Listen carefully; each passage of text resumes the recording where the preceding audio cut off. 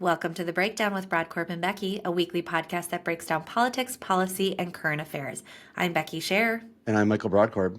The legislative session has not even started, but things are already heating up.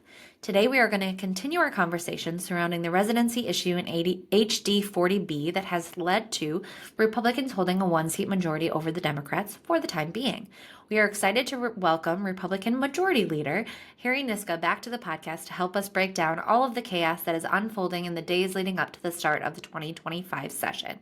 With Leader Niska, we will break down the Democrats' recent decision to not show up to work on day one and the Republicans' plan to move forward without them.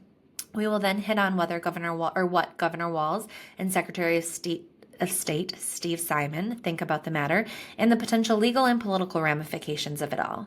And because we like to keep things balanced, we will bring on our favorite resident Democrat, Julius Hernandez, to give us a different perspective on the situation at hand. Then we will get into the controversies related to the special elections in HD 40B and Senate District 60. For one, the MNGOP have filed a lawsuit, and for the other, a potential residency issue is in play for one of the new candidates. Thanks so much for joining us, and enjoy the show. So, Michael, before we get to all things Minnesota related, we want to touch on a national subject. You want to kick things off for us? Jimmy Carter passed away a few days ago, and he is now lying in state at the U.S. Capitol today. He passed away on December 29th at the age of 100. And I just have to say to you that I got to meet Jimmy Carter once. He came to Minnesota in the 2000s. He was here for, I think it was for a Habitat for Humanity event, and he was near the Capitol area, and it was pretty special. I wasn't, contrary to probably the ageism that I experienced, I was not able to vote in the 76 or 80 election. I didn't vote until the 92 election. But Jimmy Carter is someone who I think tried to lead. First of all, people can disagree with his various policies on a variety of subjects.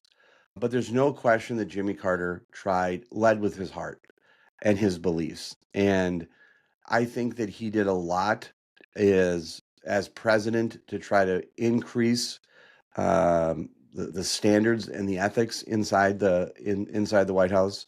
He came in at a time of tremendous conflict in the aftermath of Watergate and Nixon. He ran against President Ford in 76 and beat him. And so I think that Jimmy Carter, we can disagree about policies and perspectives, but I think in his heart he was a good person, and he tried to lead that way, and he had a charm and wit about him and again, I know people disagree with his policies and stuff, but I just want to acknowledge that he is someone I think who tried to be, and I think was led a type of life of service. And I want to go back, I don't know who said it first, but someone on social media once said, you should try to live your life as if your funeral is going to be televised. And Jimmy Carter's funeral is going to be televised, and him lying in state. And there's going to be an entire discussion on that. And so my thoughts and prayers to the Carter family during this difficult time. And Jimmy Carter had a place in American history. And I hope history is kind to him as they are to all of our leaders. And I just wanted to just take a moment to just acknowledge he is my wife's favorite ex-president because of his dedication to volunteering, Habitat for Humanity, his servant life. And yes, I'm sure that I'm going to get comments and DMs about all the other things that people want to complain about with Jimmy Carter. That's fine. Go ahead and do that. I'm not doing that today. I just wanted to acknowledge his passing because this is a political podcast and it's a historic moment. And I just wanted to share my little thoughts on former President Carter. No, I love that. And obviously, this was before my time that he was president, but I think it is the type of president that reading in history books growing up is why I fell in love with government and democracy and how our nation was founded, and that we had presidents that we could look up to and strive to be more like. And Jimmy Carter certainly embodied that. Again, not saying that I believe in a lot of his policies or bills that he championed, but the fact that he is almost as much well known now as his efforts volunteering and for Habitat for Humanity as he is for his presidency is just a true testament to who he was and what he really believed to his core, and something that I don't necessarily see from our presidents these days. Not to name any names, but it's not exactly what I think of when I think of Joe Biden or Donald Trump. And so it's just he gives you the warm and fuzzies. And I think that's something that I wish we could get back to when it comes to the leader of the free world and everything that it means for our nation. And so it is nice to read the stories and to hear the tributes that have been offered about him from other leaders and his friends and family. Yeah, big week, and I appreciate you kicking us off the show with that. One important Minnesota angle was he, of course, picked United States Senator Walter Mondale to be his running mate. And a couple of things. I think Carter really worked. The relationship between Mondale and Carter transformed the role of the vice president. There was Walter Mondale came in with the blessing of Jimmy Carter and really transformed the responsibilities of that office, elevated the stature of that office to what I think it is now. Jimmy Carter also did a lot of things regarding just how he would serve in office. And if you look at that 76 campaign, again, I was in 76 at the election. I was 2.5 years old when Jimmy Carter was elected, 3.5 years old when Jimmy Carter was elected. And so it's interesting to see how he ran that campaign, his charm, his appeal as a Southern Democrat running in that state and winning the presidency. That was his charm and his appeal and his kind of homespun kind of demeanor, which he carried all throughout his life. He'll be missed. And thank you for allowing us to have a few minutes just to talk about his passing. Absolutely. We are excited to welcome back one of my favorite people around, and of course, one of our experts on the matter at hand, Republican Majority Leader, I'm going to call you right now, Harry Niska, Leader Niska. So it's been a big week. Democrats announced on Monday that they are currently planning on not showing up at least for day one, if not for 2 weeks, as we are in between the special election, which is also up in the air. We'll get to more to that later, for the residency issue in House District 40B. Talk to us a little bit about what Leader Hortman says, why they are doing this, and does it hold up?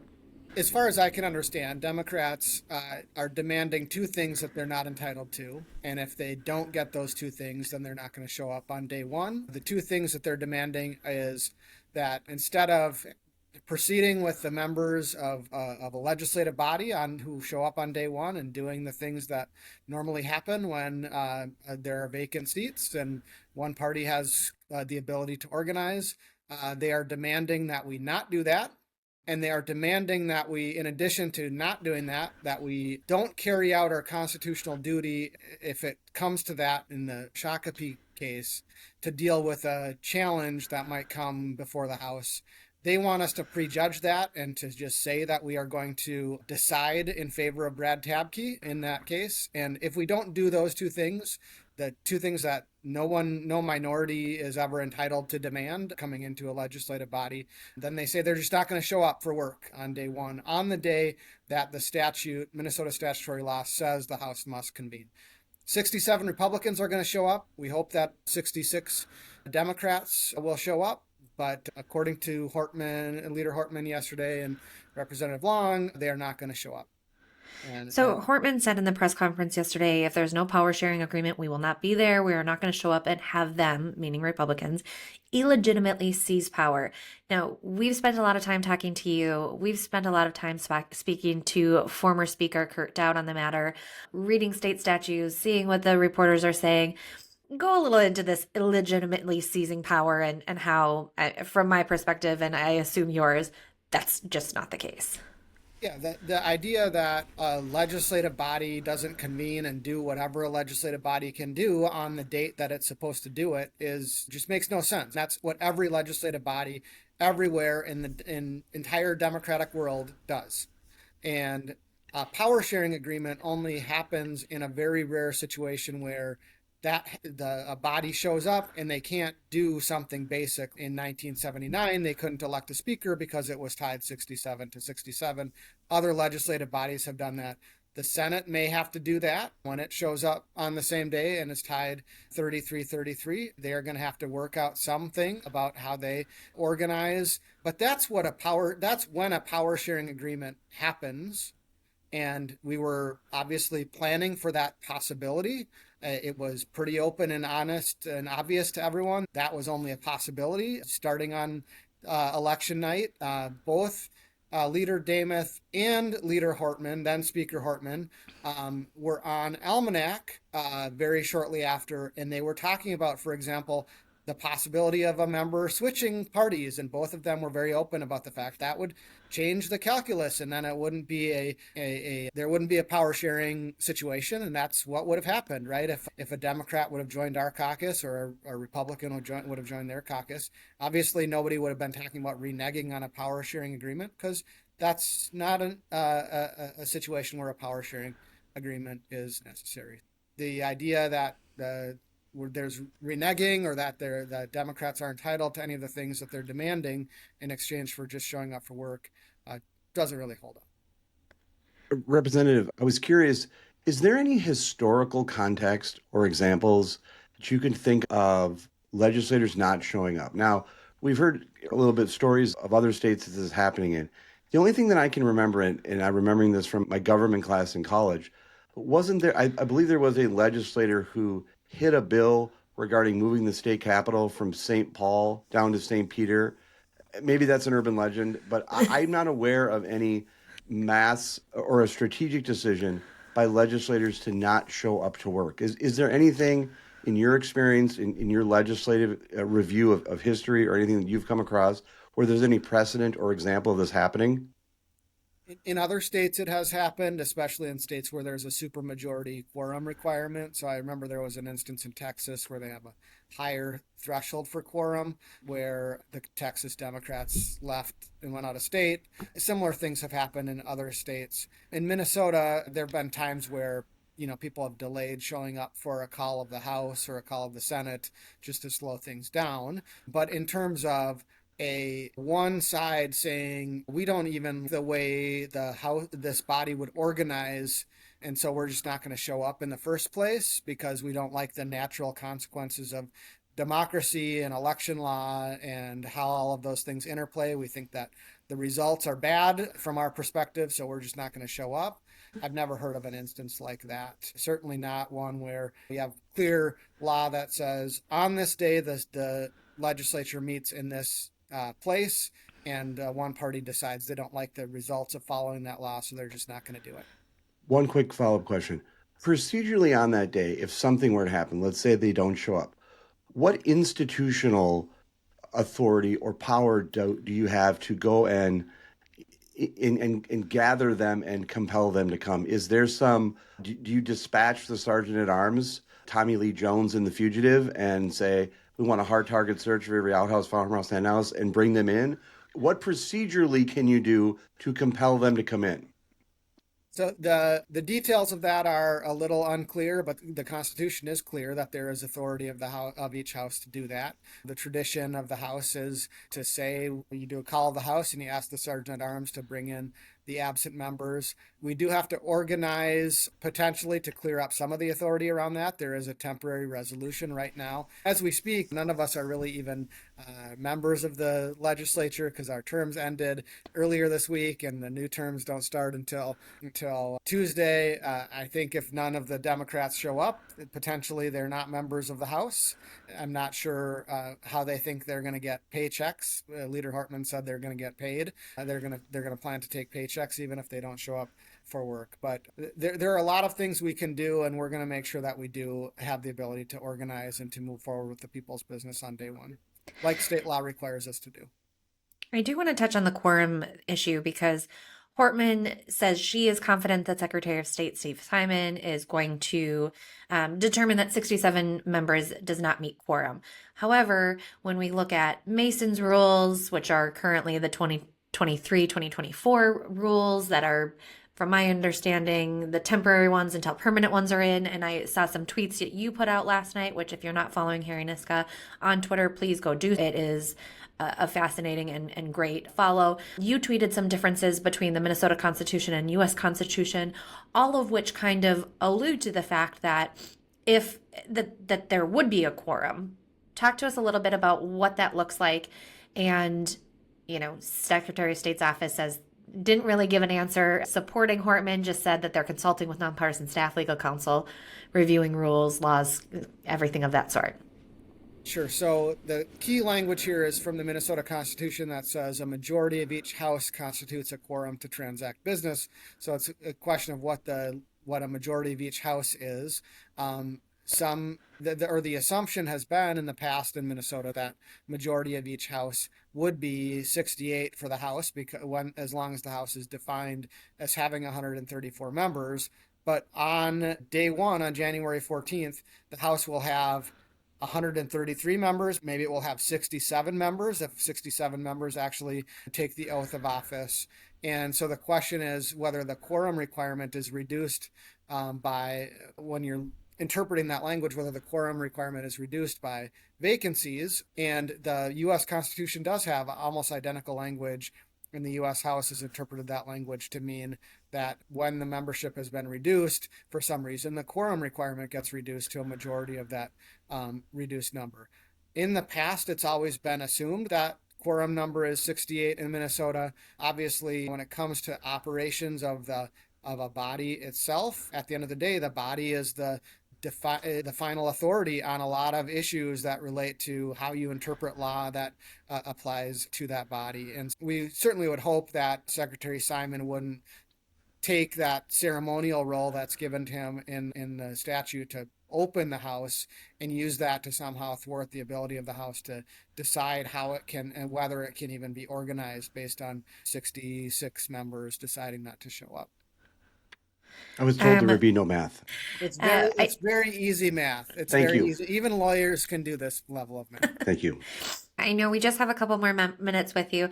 I do want to get into just briefly potential ramifications should Democrats follow through of this, aside from what actually means for House conducting business on day one and in the 2 weeks ahead of the special election. Damith and Republicans have said there is the possibility of moving forward with recalls. Talk to us a little bit about that, if that would be something that is possible under statute and law, and if that's something that Republicans or anyone would seek to push forward. So the Minnesota Constitution has recall provisions for legislators, members of the House or the Senate, and says that they can be subject to a recall petition for misfeasance or nonfeasance. Nonfeasance means not refusing to do a duty that you are required to do. Obviously, the Minnesota statutes 3.05 says the House convenes on this date. If you don't show up for that, and you don't show up for no good reason, basically, because you just don't want the House to operate, then you repeat that and repeat that. I think in the context of a legislator, I'm not sure what nonfeasance of office would mean if it doesn't include that.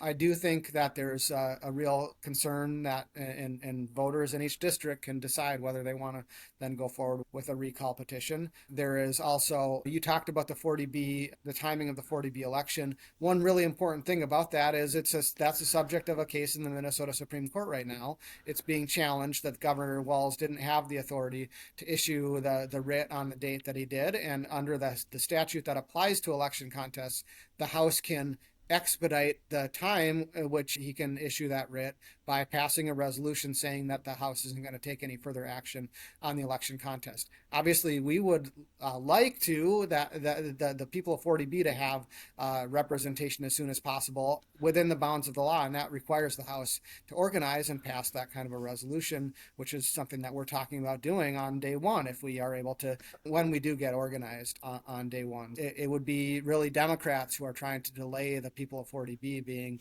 represented in that circumstance if they choose not to show up and slow down that time frame. The Minnesota Supreme Court is taking that case seriously. They have an argument scheduled for that on the 15th, on the second day of session. And yeah, there are a lot of consequences if Democrats choose not to show up. Obviously, it's not going to be very productive doing the work that Minnesotans expect us to do, trying to work on investigating the fraud in the executive branch, trying to work on reducing taxes, trying to work on reducing energy prices, grocery prices, public safety, all the things that Minnesotans expect us to actually be working on instead of worrying about whether someone's a committee chair or not a committee chair, or the co-speaker, or just the minority leader. At the end of the day, obviously, in the current alignment, Republicans and Democrats are going to have to work together on these substantive things. We think, frankly, this just shows that probably the only productive way to do it is to have responsible Republican leadership in the House working with Governor Walz and however the Senate ends up, and trying to find some Democrats in the House who are willing to work with us on whatever we're able to work out that could get Republican votes in the House. Nothing like a whole lot of chaos before session has even started. We really appreciate your time today, Leader Niska. As things evolve, hopefully we'll get to chat with you a little bit more, but we'll stay tuned. We'll continue to talk about this. And hey, we have one of our resident Democrats coming up next to get a different perspective on it. So thank you so much for your time, and good. Thanks for having me. Thank you, sir. We are now excited to be joined by our resident Democrat, or one of the, Julius Hernandez. Julius, we just spoke with Leader Niska. As you can expect when it comes to the situation going on in the House right now and all of the chaos leading up to a session that has not even started, you guys might have some differing of opinions on this matter. So very interested to get your perspective. Let's start with, on Monday of this week, Leader Hortman came out and said, if there's no power sharing agreement, we were not going to be there. We're not going to show up and have Republicans illegitimately seize power. Do you agree with the strategy and messaging from the Democrats to not show up day one, at the very least, potentially the first 2 weeks of the legislative session, until we resolve that special election in 40B? Yeah, 100%. It's honestly ridiculous. It's ridiculous to me that anyone would say that Democrats should show up to work and legitimize this like illegitimate power grab that Republicans are doing. I don't like dealing in hypotheticals too much, but let's just deal in one. If this was the other way around, Republicans would do the same exact thing, because they would say that Democrats are trying to take power illegitimately when there was an agreement in place between the two parties. So yeah, they should absolutely not show up to the Capitol. They can still do work in their districts. They can still go talk to constituents, and they can also inform them the reason we're not at the Capitol is because Republicans are trying to subvert the will of the Minnesotan voters that said this is a tied chamber. When all is said and done, it will be a tied chamber, and we're not going to show up until the agreement that was put in place is honored, and this operates as a tied chamber. I have so many comments already off this, starting with, let's go back to your hypothetical. Okay. Can we agree that if the roles were reversed, Democrats would be also operating under the assumption that they have the majority? No. And here's why. Here's why I think why. Let's be really clear about why. Republicans have not won a majority in the House, let alone a statewide race, in 2 decades. In the House, they haven't won since 2017 or 2018 is the last time they had a majority in the House. And so the DFL is in a completely different standing where people actually want them to govern, and they are. And we just had a trifecta, and you guys couldn't even take one chamber of any of those. And by the way, when all the votes are counted, you guys still lost the popular vote among all the House races votes combined. But what I would say is there's a difference between a party that has been in power for 2 decades and has held more majorities in all the chambers combined than one that hasn't had one in a very long time and is attempting to take it when they didn't even win the popular vote of all the races combined. It's a very different like standing. I love this already because I could not be on the opposite side of this all from you. A popular vote, schmopular vote, that is not a thing when it comes to the Minnesota legislature. So let's go back to, sure, Republicans haven't had the majority, and oh my gosh, my mind is just spinning right now. So many things I want to say first. When it comes to 40B. Now you know what it's like, Becky, when you talk, and my head's just spinning. And when it comes to 40B, and we'll get into all of the chaos going on with the lawsuit in that district after we get through this part, but that's not Republicans' fault. That's not Minnesota voters' fault. That's the Democrats for not properly vetting their candidate and having a candidate who was not able to run in that seat or win that seat or be seated in that seat. So that is the issue of the Democrats. That's nobody's 100%. fault but theirs. And to your comment of them showing up and still being able to do their job by meeting with constituents, if they don't show up to get sworn in, are they not in power? Are they not actually there? Are they not actually working? You have to be sworn in to have these seats. Otherwise, we have 67 Republicans representing the state of Minnesota. Well, let me ask you a question, and it was a good point you made about 40B. And I want to clarify with this. One, you will not see me defend the candidate in 40B. It's wrong. That's a matter of fact.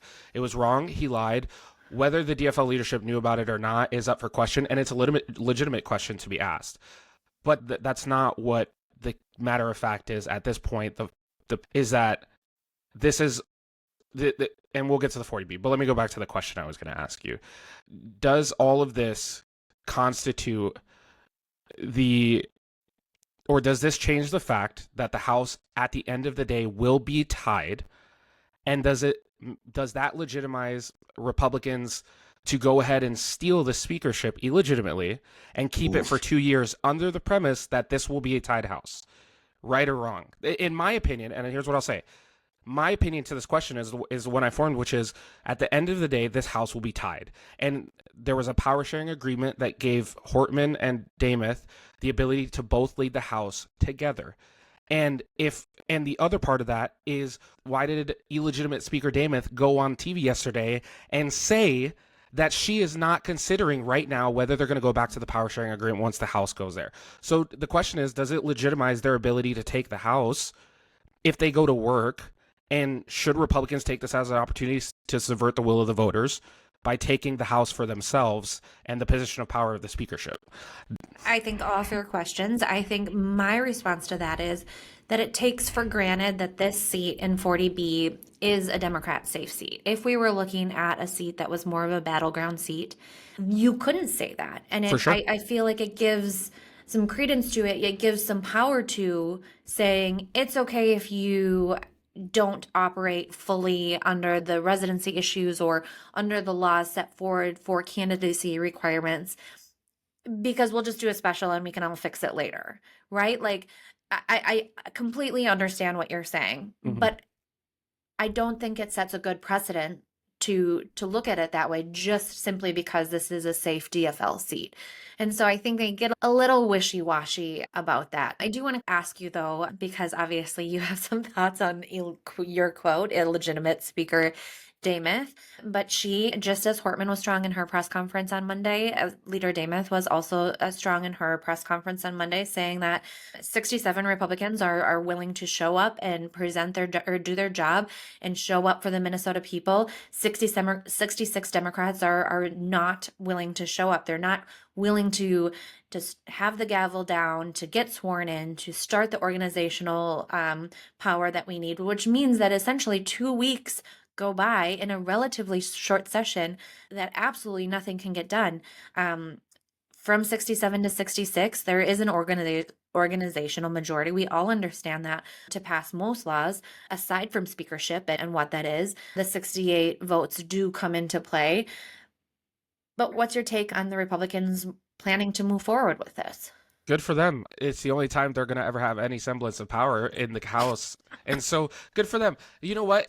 To me, it's if you want to play pretend, then play pretend. But the reality is, again, that you're right, Brecky. We're operating under the premise that this is a DFL safe district. And I agree with you. If this situation was happening in a battleground district, I told Michael this yesterday on the phone, I would absolutely be fine with Republicans taking the majority, because at that point we don't know what's going to happen. And then if we get to a tied House in a battleground district, it'd be a different story. But like you said, this is a safe DFL district. No Republican is going to win, and so we're not operating under the premise of uncertainty. We're operating under the premise of certainty, which is this will be a tied House. And by the way, Republicans keep saying that they have a majority. 68 votes is a majority. 67 is not. So it really doesn't matter to me. If they want to show up and play pretend at work, they can. But I am more than happy to see Democrats not show up and not allow them to make an illegitimate power grab. I'm going to start with one question, and then I want to get back to your 68 equals a majority, because I got some questions about that. Don't you think, though, that it sets a questionable precedent if we say in this situation we still are tied, and just go to a special election because of the residency challenge, and it's going to be tied anyways, don't you think that opens up for in future elections for if they can't find a candidate to file, they just throw any name on the ballot, it moves forward, then we go to a special election because it's going to be a Democrat anyways, so it gives them an extra 6, 8, 9 months to find a candidate to fill that? Well, Because then it would be precedent under state law. Then it would be precedent under history for them to say in this situation, it was going to still be tied. It was still going to be go towards the Democrats or whatever it looks like. That's what makes me uncomfortable here. I understand the question, and I actually think you make a fair point. But what I would push back with is the idea that both of the parties are going to then at some point put someone in there just to put someone in there that doesn't live in the district for this precedent of getting special elections in, I think is a little far-fetched, only because you see the backlash that the DFL is getting now. They have learned their lesson, right? Because now they're going through no, hold on. Let's be very clear. They have learned their lesson. They're getting the backlash. They're going through a situation where they're losing their ability to govern. And also, they are legitimizing Republicans looking like an organized and solidified party. It doesn't make any sense for the DFL to do that anymore. And to be quite frank with you, again, the questions about if they knew and why didn't they do anything are very fair. And they should be answered. They should, with truth and honesty. But I think the idea that somehow they're going to continue to fake election residencies so that they can get special elections in the future doesn't really make sense to me in the long run. And I think it's not a PR crisis they're willing to deal with more than once. I appreciate your confidence in the political parties. Hey, and Republicans could do the same thing. But again, the reality is this is the situation we're in. And I see the question. But I think if you're the leader of the caucus, are you going to say, let's put up someone who makes people not confident in their elections, right? Like the DFL? No, because listen, wait, hold on. No, I wasn't agreeing. I was agreeing with your strategy. Your line Sorry, of thinking. I thought you were saying no, but I'm saying like it doesn't. The DFL the Democrats nationally and the DFL have run on this idea that Republicans are undermining elections for the last 4 years, and and for them to then go and start undermining elections would not make sense. And it would make them look illegitimate even more than maybe this situation does now. So I agree with the premise of the question. I don't think though that it's something that's realistic for the DFL as a long-term strategy in the future. So that's what I'll say about that. Yeah. I have one question for Julius, then I'll turn it over. Then I have a question for both of you. Julius, have you gotten some branding opportunity with the word illegitimate? Because you're throwing it around a lot. Like, are you getting paid on this podcast every time you mention it? I just want to say, I did start saying that before the official line of the DFL was illegitimate. It honestly, a lot of syllables, and it threw me off when I first started using it. Listen, it is what it is, right? They're illegitimate. I don't know. Can I ask you both about this, your perspective is on Democrats not showing up? Let's just talk about, and what, if they don't show up specifically, we discussed this with Leader Niska a moment ago, and there may be some procedural and administrative things they can do to compel Democrats to show up. Number one, your thoughts on the visuals of them not showing up, because I'll have a comment on that later, but I want to get your guys' perspective on them not showing up, and should the House do everything they can to compel them to show up? I'll start. I think the visuals are great for Republicans, awful for Democrats. I think it is so easy to take a picture of that House chamber and say, your candidate X, Y, Z didn't show up for 2 weeks, and then the Democrats have to explain. And in my world of political communications, if you're explaining, you're losing. And so when it comes to elections in 2 years, those ads print themselves of that visual. The optics surrounding this are going to be really hard to compete with. And what was the second part of your question? Remember, because I asked Representative Niska, Leader Niska, about being compelled to come back. Should something be done? I think he was unclear about what could be done, but Sergeant at Arms, something. Yeah, this is where I get a little weird, because I certainly have visions of very traumatic kind of dragging members to the House chamber, which I don't think is allowed under state law or statute, but I do know that there's some situations such as in Wisconsin where troopers were sent out to go get members and bring them in. So I don't know what level I feel like bringing them in. I feel like this is if you want to make your bed, lay in it. And I don't know what that looks like then on 2 weeks in when it goes back to 67, but I'll hold that part for my next topic of the quorum and what that looks like. I'll let Julius get to his optics and what he thinks on the compelling side. Yeah, I'm not 100% certain what the House procedures and what that looks like. Here's what I will say. If Republicans want to send cops to drag members to the House, please do it. I would love to see it, because then it becomes a PR fight, and what looks worse, people not showing up or people getting arrested to show up. It doesn't, in my mind, they're not bold enough to do that. And also, I would still like to see what the other procedural things are. I'm sure a lot of these people are willing to sacrifice their pay to not show up for the next 2 weeks. And again, that's fine with me. Don't legitimize their attempt to pretend for 2 weeks and have the majority for 2 weeks and then go back to having to figure out what the House looks like tied. It'll be interesting to see what happens. I don't think they'll compel them in any way procedurally. I just think it becomes a very slippery slope. I think we talked about, Michael, and what Becky said. It's attack them on social media, say, hey, your representative's not there. And some of these, you know what? And I think, honestly, what I will say I didn't have the opinion of yesterday that I do have the opinion of now is some of these swing district DFLers might have to show up.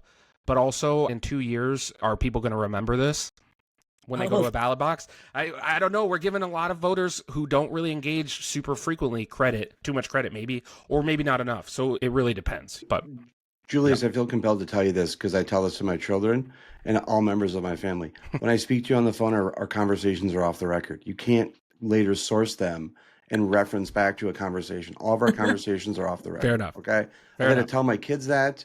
They're not allowed to discuss anything inside our house. They all have NDAs. So let's just be clear about it. The second thing is, this has been just a fantastic debate between you two. Here's one thing I want. If this situation, and I'll get into this in a second, but I have some visual concerns, which I'll get into in a second, but you know what I would love? Is if the House Republicans got Tommy Lee Jones to come to the front side of the Capitals. Let's see if I can pull this off. So I know this quote. All right, ladies and gentlemen, the fugitive has been on the run for 90 minutes. Average foot speed over uneven ground, barring injuries, is 4 miles. That gives us a radius of 6 miles. What I want from each and every one of you is a hard target search. Every gas station, residence, warehouse, farmhouse, henhouse, outhouse, and doghouse in that area. Checkpoints go up in 15 miles. Your fugitive's name is Dr. Richard Kimball. Go get him. Now, that's what I would love to see. Now, if I got that quote, that's going in the show. If I got it wrong, it's not. But I got to tell you something. Getting Tommy Lee Jones standing out on the front side of the Capitol saying checkpoints go up in 15 miles, your fugitive's name is Dr. Richard Kimball, go get him. And that'd be fantastic messaging. I'll see what I can do for you. Let's talk about that for a second, because one of the things that I've discussed is from a comms perspective, and Becky, you touched on this for a minute, from a comms perspective, from a research perspective, one of the best things you can have in a debate is an empty seat, in an empty chair. And so I would argue that the visuals of 66, 67 House members not showing up and simultaneously wanting to get paid, I think is a very easy argument to sell. And so what I think is, I understand Julius is making he's attempting to make some intellectual points. And in many ways, I can understand the intellectual point he's trying to make. But Becky, you and I both understand the PR point. And the PR point is, I think it's tough to win a PR battle when there is a visual of 66, 67 empty seats and Republicans there. Because having listened to Speaker Hortman's press conference yesterday, one of the things that she noted is that Republicans have fought in the previous sessions on administrative matters and on rules. And so I would argue that from a PR standpoint, the better play would be to show up and fight rather than not show up to office, not show up to office. Now, I understand that doesn't give me the Tommy Lee Jones fugitive scenario that I've just discussed, but I'm all about what's best for democracy. And I think showing up and fighting is better. What's your guys' perspective on that? I agree. And to Julius's point of whether, because voters do certainly have a short attention span or memory when it comes to things, I would be willing to bet that millions of dollars would be spent forcing them to remember in 2 years. And I think it's hard for if you're in a household where you get the Republican mailer and the Democrat mailer and you have that visual of Representative XYZ not showing up, an empty seat, an empty vote board for 2 weeks versus the Democrats sending out and saying, I fought hard for you. I worked tirelessly, all of that. But did you? Because for 5%, 7%, 10% of the legislative session, you literally weren't there voting. And so I think that the visuals, the optics are just not in the Democrats' favor on this. And while I understand, and it's hard for me, it's hard for me to also fathom when you look at the facts of Democrats still have the majority in the Senate. They still have the governorship. It's not like it's for allowing Republicans to be able to ramrod all of their agenda through here. The governor is still the ultimate backstop here. They still have the courts. Take the L, show up for your job, get paid by the taxpayers for doing what you're supposed to do. Otherwise, in 2 years, it's going to be real tough. Let me also just say one thing. I agree with your point. Let me also say this. I would not encourage, let's say they don't show up, aside from them getting Tommy Lee Jones for some theatrical moment, I would not advise Republicans to invest in any type of procedure to compel them, to force them back. I don't think that's a good look. And again, and I want Julius to give his perspective, I just wanted to clarify that. I think the best thing for them would be it's a better PR argument. And look, the other thing I'll say is I want to be consistent on the show as much as I can. I talked a lot about democracy in this past election cycle. It's something I believe passionately. And I think showing up is a part of it. I think that I think they can make the exact same points and raise the issues by showing up, because I think having 66 or 67 members not showing up, I think that's going to be an unnecessary drama. But I want to give Julius the full opportunity to look foolish again. As the partisan hack I am for the DFL, I think there's a couple of things that go through my mind from a PR perspective, right? How many of these districts are even in play in the next 2 years? It's a slim margin. 66 or 67. Yeah. But it's like, how many of these are purple districts, right? I agree with Becky, the point of how much money is going to be spent in some of these, especially in Shakopee, right? Where that's already a contentious thing. But isn't the question that I pose, and that makes me stand firm on the idea that they should not show up, and I think it will work out for them in the long term, is the argument I would be making is why, okay, so let's say they show up, they elect Lisa Dameth as the House Speaker. The House goes back to being tied. Isn't the job of the House of Representatives, the Minnesota House of Representatives, to also equally represent the districts and the party that those districts are elected from? If it's a 67-67 tie in 2 weeks, Lisa Dameth should say, okay, we'll go back to our original power sharing agreement, and they will look like the adults in the room. But if Lisa Dameth keeps the speakership for the next 2 years, even though it's a tied chamber, then all we have to keep saying is she should not be speaker. She was not chosen to be speaker based off of the lack of a majority from the MNGOP in the House. And so that would be my point. You guys have much more life experience, especially Michael, in terms of years. Man. And so maybe, listen, I might be thinking wrong on this. And honestly, I will say what I haven't seen is a clear plan on how they plan to address this after the special election and what that looks like. But I also haven't seen it from Republicans. Again, Lisa Dameth said she wasn't even prepared to speak about if they were going to go back to the power sharing agreement. And so it begs the question, both of them don't really have a game plan after 2 weeks. It's just what's going to happen after that. And I think what I will admit is you guys are right. It sounds like it's going to be a lot bigger of a headache for the DFL, but will the residual issues in the next year and a half of a lack of cohesive governance hurt Democrats or Republicans more? And I think that's the biggest question of who's going to hurt more. Yeah. Last comment on that before we move on is I would say that has potential to maybe hurt Leader Demuth, but probably not Republicans as a whole, as much as this hurts Democrats as a whole. And I think it's just a little bit more convoluted, and I don't necessarily know that how into leadership elections and all of that the average voter is, fair but point. it's a fair point. Yeah. I do want to get your take though on Quorum before we move forward, because as we spoke to Leader Niska, he had some tweets about Quorum as defined by the Minnesota and U.S. Constitution. There was a tweet from Rob Dorr, a Republican activist today, who talked a little bit about Minnesota statute and the rules of the current House. And under his tweet and my understanding of this, and feel free to disagree, but until permanent rules of the House have been accepted, the temporary rules are in play, which are the 2023-2024 rules of the Minnesota House. Under those rules, they say that Mason's rules govern the House. And in Mason's, it states that a quorum is a, quote, majority of the members qualified when there's a vacancy. So my understanding of that is when there's a vacancy, the majority of members qualified is 67 versus 66, which would grant the legal under the House authority to Republicans to do this. And so that's where I understand the power sharing agreement. I understand being upset about this. I understand that on election night it looked like it was 67-67, and for a period of time that's not going to be true.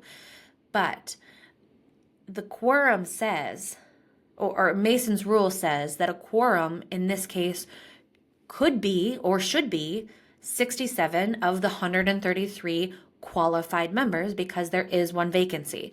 So I just want your take on that, because we know that right now this all kind of also hinges on what the Secretary of State's office looks at a quorum to be when he gavels in the ceremonial gavel of the House on January 14th, and whether he will determine that 67 members is or is not a quorum. His office has said that there hasn't given an answer. They're consulting with nonpartisan staff, legal, looking at all of this kind of stuff. So just in your interpretation, and I'm totally putting you on the spot if you hadn't seen this before, I completely get that, but just your take on what Mason's rules, which are currently operating under the temporary rules of the Minnesota House. Yeah, if like I said, I'm not a procedural expert, and so if that's what the rules say, and I did see the tweet about it this morning actually, and I was aware of what he was saying in the tweet. But here's what I'll say: if the majority is 67, show up and work. If Republicans really want to put the pedal to the metal, show up and work. But but again, the reality comes down to, okay, you guys have 67 people for 2 weeks. You have 100% of members of the House that are going to vote in your favor if you do any work. You elect a speaker, you start passing bills, you get committeeships. And for the next 2 weeks, anything you pass is into law is going to be a veto by the governor. And even when you have 100% of members voting in your favor, you still can't get anything passed. So to me, if that's the rules, that's the rules. Hey, and if Democrats don't show up anyways, then that's maybe a little bit of a different story. If they do show up, I don't know what that looks like either. But the rules are the rules. If they can show up and work, get to work. Show people that you can actually maybe do something. But I think it's still a question to beg of they were not elected the majority by the people of Minnesota. And so you have to question, how do you message through that if you're a DFLer? Because if that is the case and that's what stays in effect until this special election, then I would be of a different opinion that maybe you do have to show up to work. And maybe now you go into Michael's Michael's strategy of just do everything you can administratively to stop them from gaining anything or doing anything or gaining a speakership, whatever that looks like. So it's such a unique situation but I think that the merit of the arguments are what are going to end up ultimately winning, maybe more so than the procedures of the House on a temporary basis. So it'll be fascinating. I don't want to opine too much on the rules of the lower body, but I do think I was surprised about the Democrats' position that a quorum was 68, based on my understanding of the rules, or some would say the guidelines of the lower body. But yeah, I think this is going to be a very interesting fight. And by the way, Becky, your sass and your smarts, I'm just telling you, and Julius, you're coming with the fight, the spiciness. This is one of my favorite episodes. And knowing that we have I'm just been smiling because we're going to be breaking down quorum and nerd stuff for the next few episodes. And I'm so damn excited. Let me, and I appreciate that because Michael doesn't say Oh, too you many won't good be invited things. back. He doesn't say too many good things. But Yeah. the other question I have too is are those temporary? And this is something that probably someone needs to be asked: are those temporary rules also Can based ask me. on? Yeah, no, I'm okay. I'll ask Becky maybe. but are these temporary rules under the assumption that Brad Tapke's race is done and finished, or if that's still up in the air as well? I think it's temporary. So there's temporary. It's temporary to start, and then at some point later on in the session, official rules and permanent rules come into place. As in that kind of your experience, they start temporarily just so they Right. have some kind of operating rules, and then they'll move into a more permanent structure, which a lot of times mirrors what the temporary rules were. Correct?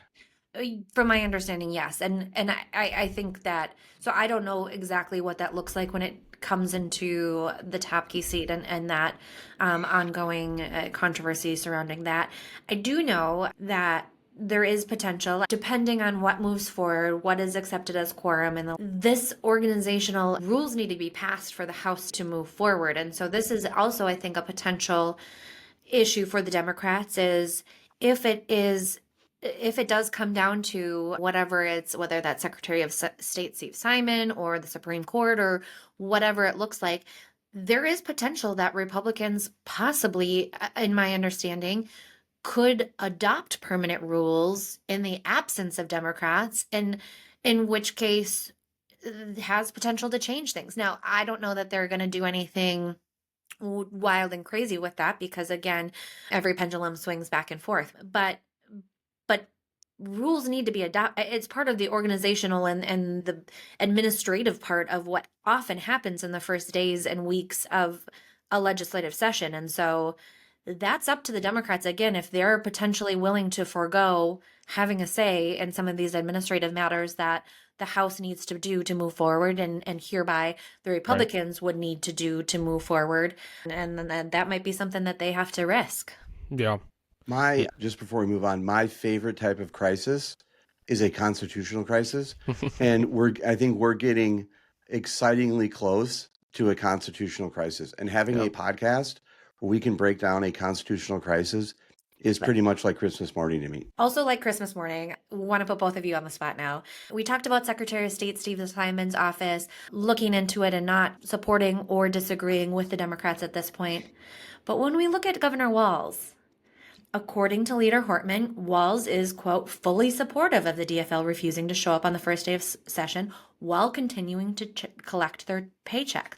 Additionally, Leader Damas said this week that she has asked for a standing meeting with Governor Walz, as she is presumptively the Republican majority leader, the Republicans speaker at this point, has not gotten anything back from the governor's office aside from the acknowledgement that the request was received. I like to put you on the spot, Michael. You endorse Governor Walz.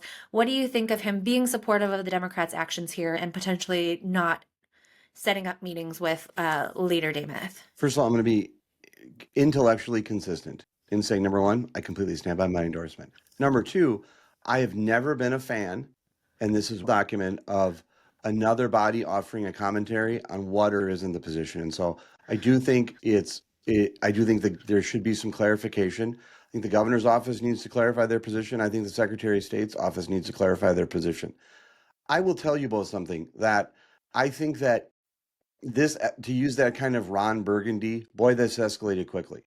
And I think one aspect of where I think this escalated quickly was on this quorum thing. And I love, Becky, that we focused on this in this conversation because it is such a nerd-based subject.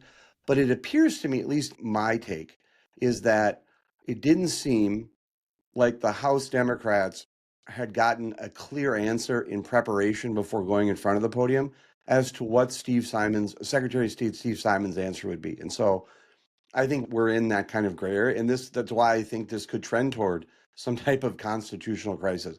I think right now, the best thing that I think would be for kind of overall governance would be, let's everyone go to their neutral corners.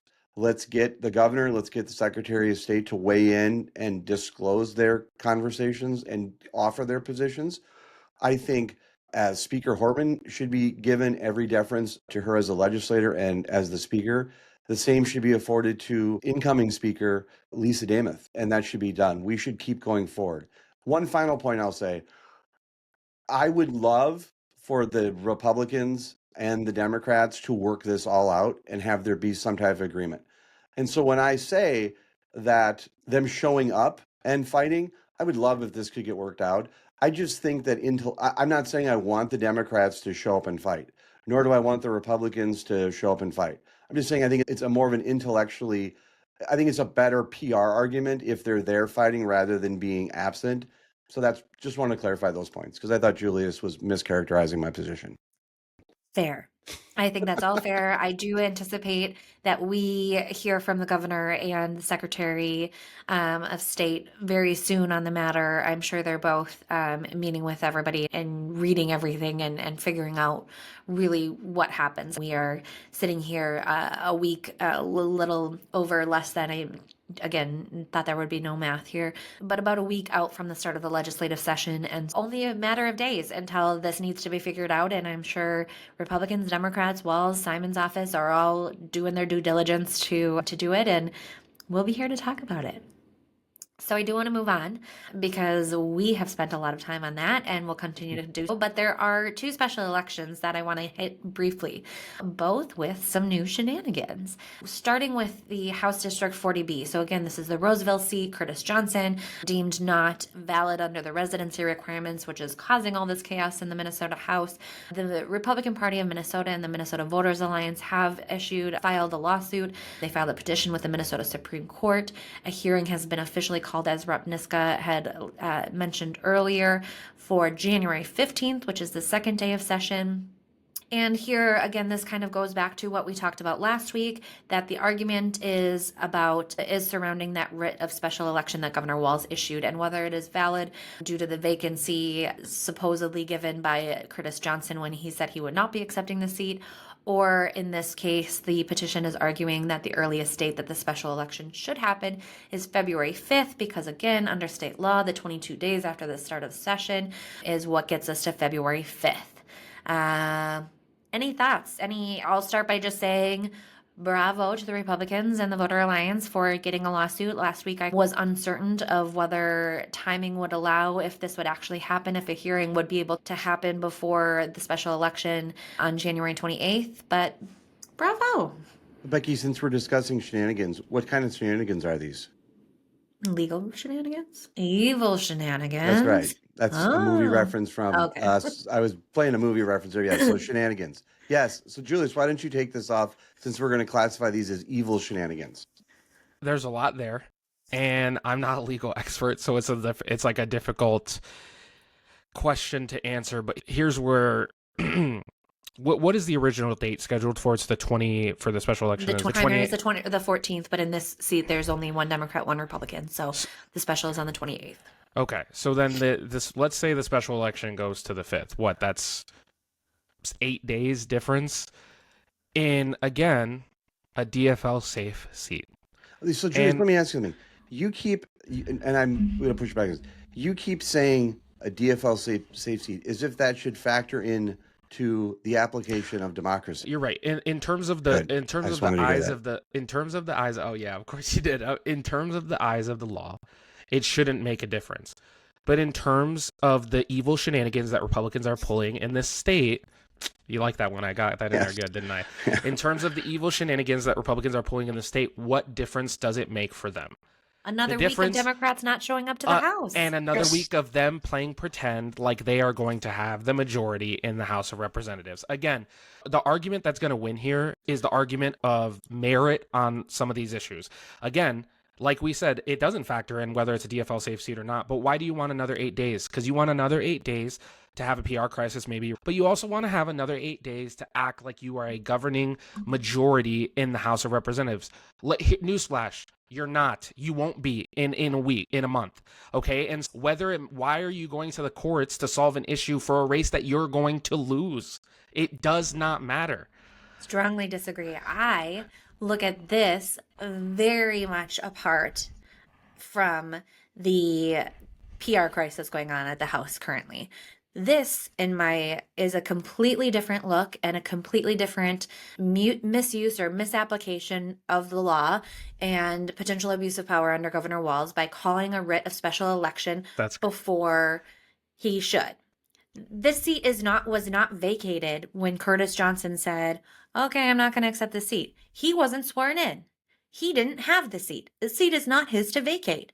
And so Governor Walz saying it was immediately vacated, and when he wrote that letter, he wasn't taking office for another 3 weeks. Jamie Becker Finn was still the seated and duly elected representative in that seat. So this is Governor Walz and the Democrats misusing the dates, the 22 days that it's supposed to happen after a special election to have, or after the start of session, to have a special election because they want that extra 8 days with the Democrats being tied in the Minnesota House. And so I think this is the Democrats taking advantage of the situation, not the Republicans. Well- So much so, if you look back at previous situations, and we talked about this again last week when Kurt Dowd resigned his seat, it was 6 weeks after that. He resigned during session, and it was 6 weeks after he resigned his seat that Governor Walz, or this special election was there. So it was some 30 days after that the writ of special election was written. There was no urgency by Governor Walz in that situation because it was a Republican safe seat. And so this is where I think, again, it comes down to the precedent, and law is written to follow. Governor Walz not following law should be challenged in this case, because if it goes unchallenged, it again sets a precedent that this can happen in future cases. When are we going to get it to? What happens again in a different one? If a candidate dies or some other challenge happens on November 9th, does that mean that we get to have a special election in December before session even starts? And let me say something too that I think is another point not being brought up, which is we all, I think, agree in a sense that if you're in this position, either party, you have the procedures, you have the laws, you have all of these different tools that you can use to benefit your side because of the way things are written and the rules that are put in place. So and I agree with you. I agree with what you're saying. Democrats want, or Republicans want those extra 8 days. Good for them. I don't think it makes a difference what the outcome of the seat, but if the law allows for them to get those extra 8 days and the courts decide that, please, by all means, take it. 8 days doesn't really make a huge difference, I don't think, either way in terms of governing. And my argument to that would be, why are you spending another 8 days in chaos? If you really cared about governing, you would get over it and move on in a DFL safe district. But here's what I also want to say. This is what happens when you win elections. Republicans can't win elections in this state. They haven't in 2 decades. And so now, in the case of Kurt Dowd and this situation, the governor has a mandate by law to make the rules about when a special election is called. It's not the rules, it's The law, violating right. the law. That's until the courts say so, that's your opinion, right? But also the other thing, listen, until the courts say it, I'm going to assume that's an opinion right now. But the other question I want to ask, and maybe not so ask, but throw out there, is does it make a difference in state law when they receive, because I don't know when they receive their election certificates, does that make a difference? Did Curtis Johnson receive his election certificate and say, no, I don't want it because obviously this is all going on? Does that make a difference in when he's able to call a special election? And so there's so many flip-flop arguments you could be making. If Jamie Becker Finn still has her seat, then does that make the House still tied in the case of this election? That there's so many underlying factors to be played in however scenario you put it in. Do I understand the premise of the argument that this election should be on February 5th? The courts will decide that, and if they do, then I'm more than happy to be like, hey, you guys should make the election February 5th. But again, they haven't decided that yet. And here's what I want to ask both of you, because I think you guys are the partisan GOPers in this show, and you guys know these people probably a little bit better. What does the 8 days do for Republicans? If they are so focused on governing, why would they spend another 8 days waiting for someone who can represent that district to be elected? What's the point? For them, all I have to say is you guys keep throwing it into chaos. You're using the courts to stop effective governing for an entire month of session. So, again, I think from my perspective, and I'm not speaking on behalf of the House leadership by any means, from my perspective, it's less about those 8 days and not allowing a Democrat member to be seated 8 days earlier, and more about the fact that law as interpreted by House leadership or Republican leadership and myself, it means that is invalid and that is not legal under law. That law says that the writ of special elections should be issued 22 days after the start of session, which means that the special election at the earliest could occur on February 5th. And so I think, again, this is trying to uphold the law and less about representation across the district or across the state. Because I agree, sure, we all want all residents of Minnesota to have representation that they're due. However, again, in this state issue, it comes down to it being the fault of, again, whoever it is, Curtis Johnson, the DFL, however far up it goes, they effed up. They need to deal with that, and the law needs to be followed to fill this seat. And if it's going to be an exception made here, it starts a wiggly little line of what can be allowed in the future. And so for me, it's not about Republicans saying we want another 8 days without it being 67. It's we want to uphold the law. And I want to be consistent myself and say that I don't have a problem. I think filing a lawsuit is operating within the rules. And if you think that, and so I know that Democrats and Republicans do that in situations. We have election laws that are challenged and proceed. I don't think filing a lawsuit because I just want to be consistent. I think that's the right of someone to do. I don't think it's a meritless lawsuit, but I think the courts will come to a determination. And I don't have the experience or the knowledge to challenge that, what they come up with. But I think it's justified to file a lawsuit in that manner to question this. I think we're in a murky area. And I think that we're going to get some clarification in the courts and through the legislative process and through House legislative staff, Senate staff. And I think ultimately, that's well within the bounds of how the system should work out. Julius, I'm going to say to you one more thing. Next time you come on, I'm going to wear my ski goggles because I'm afraid my eyes are going to pop out of my head from rolling my eyes so much. I got to have maybe wear some safety glasses next time. We wouldn't be doing this right if I didn't stress you out, huh? It's not a matter of stress. It's just that my eyes are rolling so much. I'm afraid they're going to pop out on video. I do. So we'll chat about that more as we hear that initial hearing. Again, Julius, you're right. The Supreme Court will make a ruling on this. We will have a better determination going forward of what that writ actually means and when it can be issued. But we do have a potential residency issue in Senate District 60. Now, this is the seat that is now open to the unfortunate passing of Senator Harry Dietzich, who we chatted about last week. So why don't set the table here and just see get the initial. It doesn't need to be a full conversation, but just to mention it because you literally can't make this stuff up. So right now there are some allegations against Mohammed Jama. Sorry if I'm not saying his name properly, but he is a potential top contender in this district. He is one of the 10 Democrats who have filed to run in this seat. So there's some allegations that he does not potentially meet residency requirements. Former DFL House candidate and resident of 60, her name is Sonia. I'm going to say Sonia N because I can't even pretend to know how to pronounce her last name. I'm sorry, Sonia. She filed a challenge about his residency to the state Supreme Court, alleging that he registered to vote on Election Day, November 2024, in neighboring Senate District 63. Now, Jama's campaign manager has claimed that he has lived in Senate District 60 for more than 6 months, which would be meeting the residency requirement, but is not registered to vote there. And he said, quote, he did vote in 2024, but used old address because this was during the process of moving. So we're looking here as either you don't meet residency requirements or potentially committed voter fraud. If you were in the process of moving during an election day, then you don't meet the residency requirements. If you have lived there for 6 months but voted at an old address, that's illegal. Yeah, we have a problem. By the way, I want to point something out.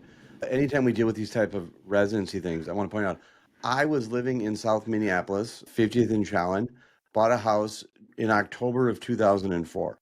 So my wife and I were still living in there, and we hadn't moved in officially to our house in Eagan. And so I voted in Minneapolis because that's where I was residing, even though the sale of my house was prior to prior to the election, because that's where I was residing, and because I wasn't technically living there. But if I'm doing the math correct, and I'm going through my head, he voted in 63 on election day. Yeah.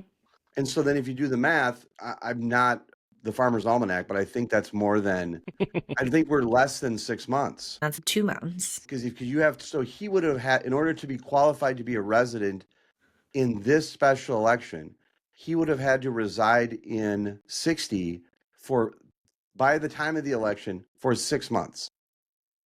Yes. Yeah, I'm sorry, but the math does not work out. The math does not work out. Julius, this is your party. Are you involved in these types of evil shenanigans, or what can you offer on this? This is also evil shenanigans by both Democrats and mostly Republicans, and here's why. Let's hold on. I think this is all weird and it's stupid. It sounds like he's been living there less than 6 months, so he either committed voter fraud, and also I want to add some context too. I'm pretty sure Minnesota isn't now an automatic registration state, so when you move and you register at your address, or you move to the new address, it automatically registers you. Because when I moved 2 or 3 years ago to the apartment I live in now, I got a thing in the mail saying that I was registered to vote here, which was a different precinct or something. I'll be checking your voter file after this episode to confirm. Ahead, please do. But also, so that sounds like it's sketchy in and of itself. But I want to also add some quick context. He's nowhere near a front runner for that seat primary. Neither is the one who filed the race against, or the lawsuit against him. And so even though it's sketchy and weird and probably a bit of a coincidence in terms of timing and is wrong, plain wrong that he is claiming that, which I said about Curtis Johnson too, right? It's also really stupid that Republicans are using this as a story to amplify these oh my goodness gracious. No, please. You are telling me that it is... Julius, I want to point something out to you. You made Becky point earlier. I'm pointing now, and my eyeballs are going to roll out, okay? This has nothing to do with this, other than the fact that I'm sharing this right now. They are using it as a story. They are using it as a story. Wait, let me finish the statement. They are using as a story to claim that there's a lack of integrity in elections. Let's be really clear. What Curtis Johnson did was wrong, and what this guy's doing is wrong and probably illegal. But that doesn't change the matter of the fact that the only people that are trying to sow doubt in the minds of voters are Republicans using the story about a guy who's not even going to make it past the primary. It's I just have to say, I have seen no Republicans talking about this. I read a one-man post article. Walter Hudson and Pam Altendorf. Okay, Rep Altendorf and Rep Hudson are using this again to sow doubt about election integrity, and this is what they're doing with 54A, and this is what they're doing with 40A. So let me just be clear here. The context also adds that this is a nothing in a bucket of nothing. It's all about the DFL through the first mud here by filing this challenge. I will say that the only implications coming out of this are that the challenge is to the Supreme Court to declare him ineligible, saying that they need to delay the printing of ballots, which would in turn potentially delay the special election primary scheduled for January 14th. There are a lot of things that there's a lot of things that I'm gonna defend. And one of them, and this is not putting on a Republican hat or Democrat hat, this is putting on just a fair referee cap. If there's a news article that's printed about someone not residing in the district and the Democrats or the Republicans make hay about it, that's fair game, Julius. Okay. No, I'm not saying it's not. I'm not saying apparently it's not. You are. You're blaming Republicans for this. I just said no. I didn't blame Republicans. I just said they're sowing doubt about election integrity, which is what they do. They run interference so that they can look better, and they're using a whole bunch of nothing for nothing. It's fair game. It's fair game. I'm just saying it's stupid. It's dumb. I'm glad you're using your grown-up words. By the way, if somebody says shenanigans one more time, I'm going to pistol whip them. I'll be sure. That's a movie line too. No, Becky, I got to tell you something. I'm glad we're not doing a live show right now because I think one of us would have reached across the table at Julius and taken his microphone away. Goodness gracious! Listen, if you guys brought me in here to be a hack, that's what I'm going to be. And also, you are a hack. And hey, and you're filling that role very well. So are you guys. So are you guys. You can't call me a hack. So are you guys. That maybe not you, but Becky is really spinning the talking points here. And listen, here's the truth. The Minnesota public deserves good, honest conversation about where both sides are coming from, so that they can come to their own conclusion. Becky, I don't blame you for spitting talking points. I just think you're wrong, and they're gonna say the same thing about me. You made Becky point today. I've Okay? never seen you I've more never animated. seen- I've never seen you more seen animated. in over 2+ months, 2+ years of doing an episode. I've never seen her point before, but man, she pointed, and I would not want to be on the receiving end of that, Julius. No, I love. Listen, I love when she's fired up. I was really like, oh man, I might get it here. And listen, I've you gave been me a good heads up. beating. I haven't been able to have the Republican partisan hat on when it comes to national politics for the last few months, but this I feel strongly about. Plus, the law is the law, and there's lots of Democrats breaking the law, so it's easy to go against. That's all I'll say. Are we keeping score now? I got a whole whiteboard Yes, in my we're room. keeping I can score. bring out. Okay. We're Perfect. keeping score. Speaking of keeping score, Oh, damn it. that was Julius. a perfect segue. We have the ultimate score, the final scoring results of the breakdown with Brodkorb and Becky and our football league, our Pick'ems league. And Becky, I just want to say, I want to assure you a smooth transition to the leadership role. I'm not going to stand here and complicate that. You have won fair and square, and you're not going to have Michael to kick around anymore, okay? And so thank you. I'm proud Until of you. next year. You won, and I just wanted to make sure we were clear about something. There's a lot of choices you have now in your life. You have got to. We are doing the podcast at least through another season because this is we can't let it end. Gotta have on a rubber tie. match, right? We can't let it end on a tie. And so Yep. you won fair and square. I, in fact, in the interest of full disclosure, I gambled on the last day. And boy, not only was I one game behind Becky, I ended the day, I think, in 4th place. Yeah. So I had to throw the Hail Mary, but I'm not going to be one of those timid souls that knows neither victory nor defeat. I came up short. I did so valiantly. Becky Scherr is the champion of the Breakdown with Brodkorb and Becky's Pick'em League. And congratulations. There is discussion amongst an advisory group on a trophy. So stay tuned between now and the Super Bowl for the informal or formal presentation of some form of trophy that's being done. By the way, any trophy that you receive will certainly acknowledge that I won last season. But congratulations, I'm proud of you. The one thing I have to say to my family members and others, screw you. Really, a lot of people were cheering against me, and including family members and others who knew the score. And it's pretty fair that Becky was the crowd favorite this year. And so I hope you got what you want, which is Becky as the winner, but she won it fair and square. Man, you have no idea how many Sundays after the election I just cursed your name in my house. And I don't mean like cursed, like full on F word, because Sunday, so I have a swear jar in the house somewhere, but on Sundays it doesn't count during the football season because I would go bankrupt. I took advantage of that because Sundays I was dropping your name and it was never nice. But I think that helped build some sympathy and some support for you with others who were with me on Sundays and saw that. So you had a lot of people cheering. I'm proud of you. Congratulations. You earned it fair and square, and I'm coming for you next year. Noted. And now that Becky is the supreme leader of CBS Pick'ems League She's with not Brodkorb and Eisenhower, Becky, okay? now that she's the supreme leader, I'm just curious if the person in this group who ended up dead last in the league will be receiving a participation trophy. Absolutely you will. Okay, cool. Absolutely. And by the way, you guys will both lose to me next year. So No, you won't. I was saving No. democracy this Challenge year. accepted. But Becky, you did a great job. It was fun, and I want to thank you for participating. I also want to thank you both for joining this today. This is hands down my favorite episode. Every new episode is my favorite, but this one truly is. And I want to thank you, and all of our listeners for listening to this episode of The Breakdown with Brodkorb and Becky. Before you go, show some love for your favorite podcast by leaving us a review on Apple Podcasts or the platform where you listen. You can also visit our website and follow us across all social media platforms at BBBreakPod. The Breakdown with Brodkorb and Becky will return soon. Thank you so much for joining us. Thank you. Bye.